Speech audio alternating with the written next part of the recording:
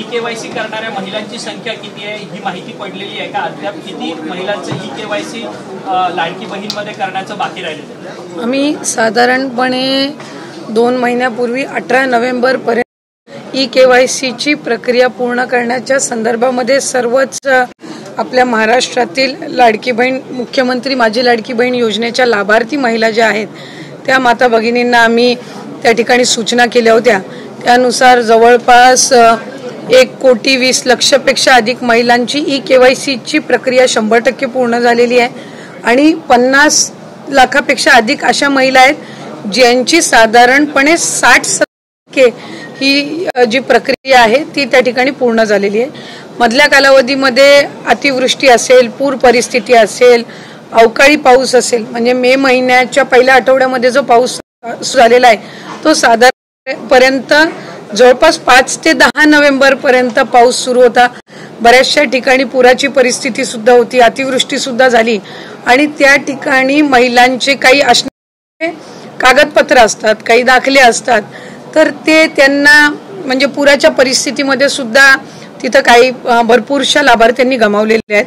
त्या दृष्टिकोनातून आणि त्याचबरोबर ज्या विधवा महिला आहेत किंवा ज्या एकल महिला आहेत म्हणजे ज्यांचे वडील वारलेले आहेत पण डिवोर्स झालेला आहे किंवा अशा पद्धतीच्या ज्या काही बाबी आहेत तर त्याच्यामध्ये त्यांचीही त्याच्यामध्ये विनंती होती, सूचना होती। मधल्या कालावधीमध्ये आदरणीय मुख्यमंत्री देवेंद्र फडणवीस साहेब, दोन्ही उपमुख्यमंत्री शिंदे साहेब आणि आदरणीय दादांच्याकडे सुद्धा त्या संदर्भातली चर्चा करण्यात आली आणि 31 डिसेंबरपर्यंत आपण ई-केवायसी करण्याची मुदत ही वाढवत आहोत, म्हणजे जेणेकरून ज्या अतिवृष्टी झाली स्थिती झाली तिथल्यांनाही महिलांना ई-केवायसी साठी त्या ठिकाणी अधिकची मुदतीतून त्यांना ई-केवायसीची प्रक्रिया पूर्ण करता येईल।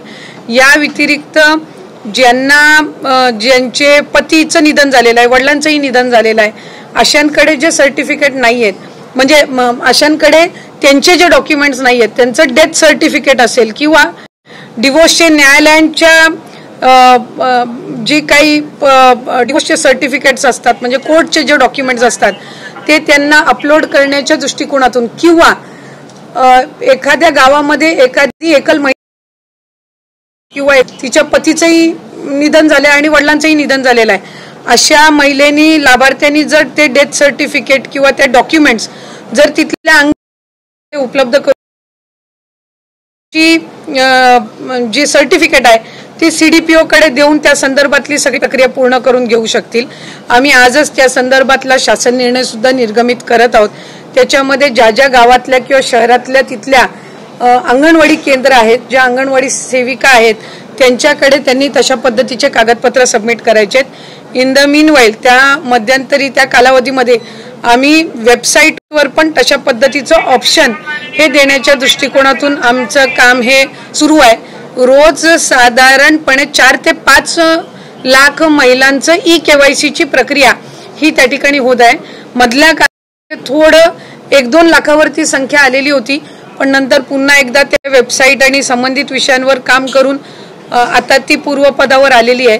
तर या संदर्भामध्ये राज्याचे मुख्यमंत्री फडणवीस साहेब आणि दोन्ही उपमुख्यमंत्री शिंदे साहेब आणि दादा यांच्या सूचनेनुसार आपण ती 31 डिसेंबरपर्यंत मुदत वाढवत आहोत। नाही पण या सगळ्या लाडक्या बहिणींमध्ये सातत्यानं अनेक बातम्यांसमोर येत होत्या की सरकारी महिलांनी देखील या सगळ्या योजनेचा लाभ उचललाय। आता एक नवीन बातमी समोर होते, वृत्तपत्रामध्ये छापून आली आहे की ज्यांचे पुरुष म्हणजे पोलीसमध्ये कामाला आहेत त्यांच्या पत्नींनी देखील पोलीस नाही। एक गोष्ट आपण याच्यामध्ये समजून घेतली पाहिजे की जून 2024 मध्ये ही योजना झाली। 1 जुलैपासून लाभार्थ्यांनी याच्यामध्ये फॉर्म भरायला सुरू केले। सरकारी नोकरींमध्ये जे असणारे लाभ घेणारे होते जवळपास 7 ते 8 महिन्यांपासून त्याच्या जसं विभागाच्या यंत्रणेच्या लक्षात येत गेलं तसं त्यांचा लाभ तिथल्या तिथे थांबवत गेलेला आहे। 6-8 महिन्यानंतर ज्यांचं निदर्शनास आलेलं आहे त्यांच्या पगारातून ती ट्रेजरीमध्ये सरकारी तिजोरीमध्ये घेण्याची प्रक्रिया सुद्धा जवळपास 8 महिन्यापासून त्या ठिकाणी सुरू आहे।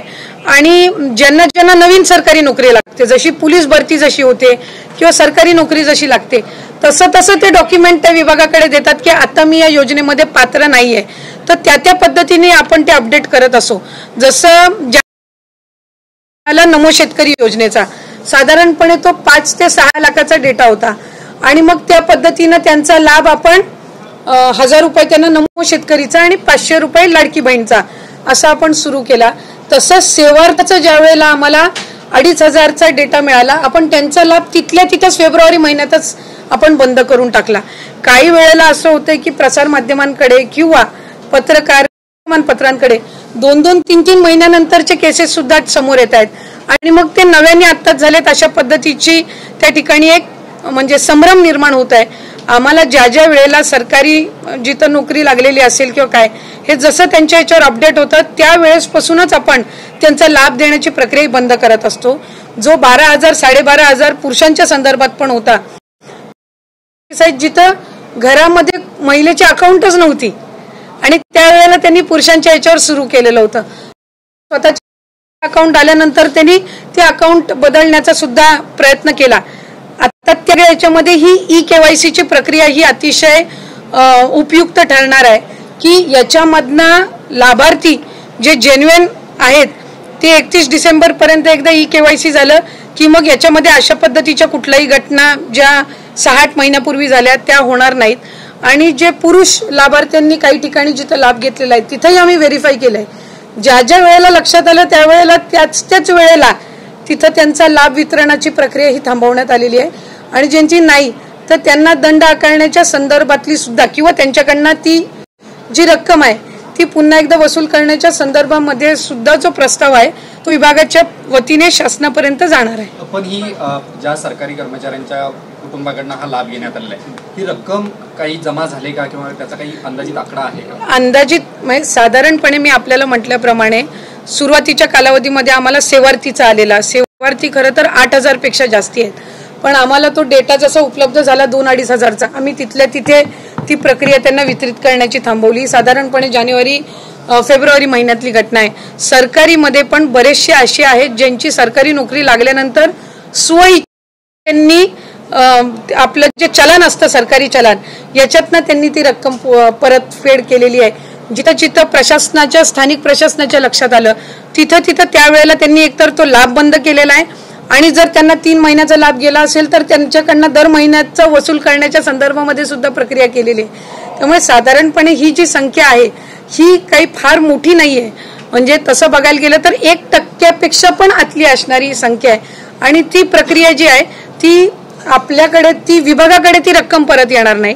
ती शासनाचं जे ट्रेजरी डिपार्टमेंट आहे यांनी जो एक ठराविक हेड आम्हाला ओपन करून दिलेला आहे ती त्याच्यामध्ये येते आणि मग ती शासन जमा होते.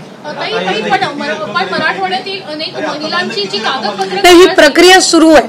म्हणजे ही कसं आहे, जसं आता तुम्ही पोलीस भरतीच्या संदर्भातलं म्हटलं की पोलीस भरती जशी होत त्याच्यातले जे लाभार्थी असतील ज्यांची पोलीस भरतीमध्ये नियुक्ती झाली मग ते नंतर 1-1.5 महिन्याच्या नंतर कालावधीमध्ये ते विड्रॉ करायला लागतात. त्यामुळे दर महिन्याला अशा पद्धतीचे आकडे येत असतात. जसं 65 वयच्या पलीकडे ज्या महिला जातात ती दर महिन्याला रिवाईज होत असते. म्हणजे जसं ते 65 वर्षाच्या पुढे जातात तसं ते अपडेट होत जातं.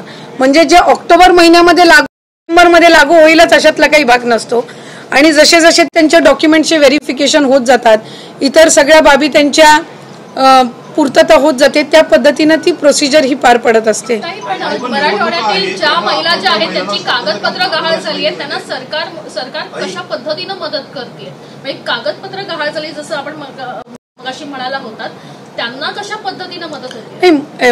एक तर आपण यादी बघितलेलं आहे की ज्या वेळेला भूकंपाची असेल, अतिवृष्टी असेल, पुराची ज्या वेळेला परिस्थिती येत असते त्यावेळेला तिथल्या स्थानिक प्रशासन म्हणजे महसूल विभाग जो असतो तो या दाखल्यांच्या संदर्भामध्ये तिथं ते काम करत असतात. कारण तिथले जे मंडळ म्हणजे अगदी ग्राउंड लेवलला मंडल अधिकारी असतात, तलाठी असतात, यांच्याकडे पंचनाम्यांची नोंद झाल्यानंतर त्या पंचनाम्यांमध्ये तो डेटा येतो की त्यांचं काय कुठली गमावलेली आहेत किंवा काय नुकसान झालेलं आहे आणि त्यानुसार त्या कागदपत्रांची किंवा त्या दाखले असतील त्याची पुन्हा एकदा नव्याने बनवणं ही सगळी प्रक्रिया ही त्यानिमित्ताने होत असते. त्याला कालावधी लागत असतो कारण तो महसूल यंत्रणेचा भाग असतो. म्हणून आम्ही ही मुदतवाढ दिलेली आहे कारण आता गेल्या महिन्यातच आपल्याकडे ही अतिवृष्टी आणि पूरची परिस्थिती झाली आणि मग त्या कालावधीमध्ये त्यांना साधारणपणे 2 ते 3 महिन्याचा कालावधी पुन्हा एकदा त्यांचं नव्याने आधार कार्ड बनवणं किंवा वोटिंग कार्ड बनवणं किंवा त्यांचे समजा त्यांचा जातीचा दाखला असेल किंवा इतर म्हणजे इन्कम सर्टिफिकेट असेल, ह्या सगळ्या गोष्टींसाठी तो कालावधी जात असतो आणि म्हणून हा आपण 31 डिसेंबरपर्यंत वाढवलेला आहे. मुख्यमंत्री लाडकी बहन ये जो योजना है उसमें हमने KYC का प्रोसीजर ये 2 महीने पहले शुरू किया था. 18 नवंबर को उसकी आखिरी तारीख थी. हमने आज आदरणीय मुख्यमंत्री देवेंद्र जी फडणवीस सर, उप मुख्यमंत्री शिंदे सर और अजित दादा की से उनके सूचना से हमने वो जो डेडलाइन थी 18 नवंबर की उसको आज एक्सटेंशन देके 31 दिसंबर तक 31 दिसंबर तक वो बढ़ाई है, ताकि ये KYC की जो प्रोसीजर है वो कोई भी लाभार्थी KYC का प्रोसीजर उन्होंने किया नहीं है, इस वजह से वो इस लाभ से वंचित ना रहे. इसलिए हमने उनको इस 2 महीने की मतलब अभी जो मोर देन 1 मंथ का उनको एक्सटेंशन दिया है और मुझे विश्वास है कि इस एक्सटेंशन में ज़्यादा से ज़्यादा जो लाभार्थी KYC से वंचित रहने वाले थे उनको ये जो एक्सटेंशन दिया है उसमें राहत मिलेगी. रायगडमध्ये काय परिस्थिती असू शकते? 21 तारखेला माघारीचा दिवस आहे. नगरपालिका चांगली परिस्थिती राहील युती महायुतीच्या बाजूने. लाडक्या बहिणींसाठी अतिशय आनंदाची बातमी आहे. बघा, आदिती तटकरे मॅडम यांनी आत्ताच सांगितलेलं आहे की लाडक्या बहिणींची जी KYCची मुदत आहे ती वाढलेली आहे. आता ती मुदत 31 डिसेंबरला झालेली आहे. त्यामुळं ज्या लाडक्या बहिणींना टेन्शन होतं की आपलं KYC राहिलेलं आहे किंवा KYCमध्ये काही त्रुटी आहेत तर ते कसं करायचं, तर आता टेन्शन घेऊ नका. तुम्हाला आता जवळपास 1.5 महिन्याचा जास्त टाईम भेटलेला आहे. 1.5 महिना अजून तुम्ही याच्यामध्ये पुन्हा KYC करू शकता. ज्या लाडक्या बहिणींचे वडील नाहीत किंवा पती हयात नाही त्यांच्यासाठी सुद्धा आता नवीन ऑप्शन आपल्या लाडकी बहीण योजनेच्या वेबसाईटवरती आलेला आपल्याला पाहायला मिळेल. त्याच्यामध्ये तुम्हाला जर पती किंवा वडील नसतील तर त्यांच्या मृत्यू दाखला जो आहे तो अपलोड करायचा आहे. ज्यांचे पती नसतील त्यांना काय करायचं आहे तर त्यांचे सेम मृत्यू दाखला टाकायचा आहे. आणि ज्यांचा डिवोर्स झालेला आहे, सोड चिठ्ठी दिलेली आहे, त्यांनी काय करायचं आहे तर सोड चिठ्ठी दिलेले जे कागदपत्र आहेत ते डिवोर्सचे कागदपत्र तुम्हाला तिथं अपलोड करायचे आहेत. आणि सोबतच लाडक्या बहिणींसाठी खुशखबर योजनेसंदर्भात आदित्य तटकरे मॅडमने दिलेली आहे, ती म्हणजे ज्या लाडक्या बहिणींना मागचे हप्ते मिळाले नाही त्या लाडक्या बहिणींना सरसकट हप्ते मिळणार आहेत. नोव्हेंबर डिसेंबरचे 2 हप्ते एकत्रित इथं आपल्याला येणार आहेत. लक्षात घ्या, सगळ्यात महत्त्वाची बातमी आहे. आता ह्याच्यामध्ये आपल्याला बघायचं आहे की नोव्हेंबरचा तर हप्ता येणार आहे पण डिसेंबरचा पण हप्ता येणार का, कारण मागचे हप्ते जे आहेत ते येणार आहेत. त्यामुळं सरकार डिसेंबरचा हप्ता येणार, कारण तिथं आपण जर बघितलं तर बैठकीमध्ये मोठे मोठे निर्णय हे सरकार घेत असतं. त्याच्यामध्ये आता एक मोठा निर्णय घेतला तो म्हणजे KYC मुदतवाढ. त्यामुळं लाडक्या बहिणी अतिशय खुश झालेल्या आहेत. अजून खुश व्हायचे कारण म्हणजे मागचे हप्ते ज्यांचे राहिले होते ते सुद्धा त्यांना मिळत आहेत. त्यामुळे अजून खुश झालेले आहेत, कारण लाडक्या बहिणींना बघा भरपूर असे गोष्टी आहेत जिथं ऑगस्ट, सप्टेंबर, ऑक्टोबरपासून हे 3 महिने मागचे हप्ते मिळाले नव्हते. त्यांचं काहीतरी प्रॉब्लेम होता किंवा भरपूर लाडक्या बहिणींचा अपात्र यादीमध्ये ते होत्या, परंतु त्या खरं तर पात्र यादीमध्ये होत्या, परंतु काही कारणास्तव त्यांच्या बँकेत पैसे गेलेले नाहीत. तर अशा सर्व लाडक्या बहिणींना सरकार पुन्हा एकदा चेक करून पैसे पाठवणार आहे असं स्वतः त्यांनी सांगितलेलं आहे. सगळ्यात महत्त्वाचं, जर तुम्हाला स्वतःला पैसे आले नसते तर तुम्ही सुद्धा हे रिक्वेस्ट जी आहे, विनंती अर्ज तुम्ही करू शकता. त्यासाठी तुम्हाला अंगणवाडीत जायचं आहे. त्यांना माहिती आहे की मला पुनर्अर्ज पडताळणीसाठी जर तुमचं नाव यादीत नसेल, अपात्र यादीत नाव असेल तर तुम्हाला हे करायचं आहे. आता सगळ्यात महत्त्वाची गोष्ट काय माहिती आहे का, तर तुम्हाला तुमचं नाव यादीत आहे की नाही कसं चेक करायचं, तर KYCच्या वेबसाईटवरती जायचं आहे. तर तुम्हाला आधार कार्ड जो आपला नंबर आहे तो टाकायचा आहे. जर तुम्हाला OTP आला तर तुमचं नाव पात्र यादीमध्ये आहे असं समजायचं.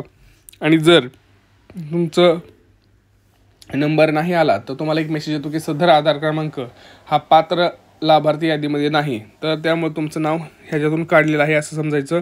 तर त्यावेळेस पुनर्अर्ज पडताळणीसाठी तुम्हाला अर्ज करायचा आहे. अंगणवाडीमध्ये जाऊन तुम्हाला हे अर्ज करायचं आहे. लक्षात घ्या, तातडीची ही कामं करा. व्हिडिओ जास्तीत जास्त शेअर करायचा आपल्याला, कारण तुम्ही काय करताय, व्हिडिओ फक्त तुमच्यापर्यंत ठेवताय आणि त्यामुळे लाडक्या बहिणीपर्यंत माहिती पोहोचत नाही. आज 20 नोव्हेंबर आहे आणि कोणत्या जिल्ह्यांपासून सुरुवात होणार हे सांगतोय मी तुम्हाला. बघा, जर नोव्हेंबर डिसेंबरचा हप्ता जो आहे तो आपल्याला बघा पुणे, मुंबई, ठाणे, रायगड, धुळे, जालना, अमरावती, सातारा, सांगली, सोलापूर, कोल्हापूर, लातूर, छत्रपती संभाजीनगर आणि धाराशिव अशा महत्त्वाच्या जिल्ह्यांपासून ही जी सुरुवात आहे ती होणार आहे. त्यामुळे ज्या लाडक्या बहिणींना असं वाटत आहे की आपल्या जिल्ह्यात पैसे कधी येणार, त्यांनी कमेंट सेक्शनमध्ये तुमचा जिल्हा कोणता आहे आणि तुमची बँक कोणती आहे तुम्ही कमेंट करा. मी नक्की तुम्हाला त्याच्यावरती रिप्लाय देईल आणि तुम्हाला सांगेल की तुमच्या जिल्ह्यात कधीपासून वाटपाला सुरुवात होणार आहे. त्यामुळं ज्या लाडक्या बहिणींना असं वाटत आहे की आपल्याला पैसे येणार नाहीत त्यांनी टेन्शन घ्यायची गरज नाही. तुम्हाला कुठलाही प्रॉब्लेम असू द्या तुम्ही कमेंट सेक्शनमध्ये कमेंट करा. KYC झालेली असेल किंवा KYC होत नसेल त्याच्या संदर्भात सुद्धा मी तुम्हाला मदत करेल, 100% मदत करेल. फक्त कमेंट करायला विसरू नका, कमेंट करा. आणि ज्यांना कोणाला त्याच्याबद्दलची माहिती पाहिजे असेल, पुस्तक पाहिजे असेल की पूर्ण प्रोसेस कशी आहे, तर मी त्याचं एक PDF म्हणजे पुस्तक बनवलेलं आहे. जर तुम्हाला ते पाहिजे असेल तर तुम्ही कमेंट सेक्शनमध्ये कमेंट करा, मी तुम्हाला ते सुद्धा पुस्तक पाठवेल की नेमकं प्रोसेस कशी आहे. मराठीमध्ये ती प्रोसेस मी लिहिलेली आहे पूर्ण त्याच्यामध्ये चित्रासोबत तुम्हाला सांगितलं आहे की पहिली स्टेप काय, दुसरी स्टेप काय, तिसरी स्टेप काय, हे सगळी गोष्टी मी तुम्हाला त्याच्यात सांगितलेलं आहे. जर तुम्हाला ते सुद्धा पुस्तक पाहिजे असेल तर तुम्हाला ते पुस्तक मी सुद्धा देतो. फक्त कमेंट सेक्शनमध्ये कमेंट करा किती जणांना ते पुस्तक पाहिजे आहे. जास्तीत जास्त जर 100च्या पुढे जर कमेंट्स आल्या तर मी ते पुस्तक 100% तुमच्यापर्यंत पोहोचवेल. त्यामुळं कमेंट्स करायला विसरू नका, चॅनलला सबस्क्राईब करायला विसरू नका. हा व्हिडिओ जास्तीत जास्त लाडक्या बहिणींपर्यंत शेअर करा, व्हिडिओला लाईक करत जा. आणि कुठलेही प्रश्न असतील तर ते बिंदास विचारत जा. भेटूया पुढच्या व्हिडिओमध्ये मित्रांनो. तोपर्यंत जय महाराष्ट्र.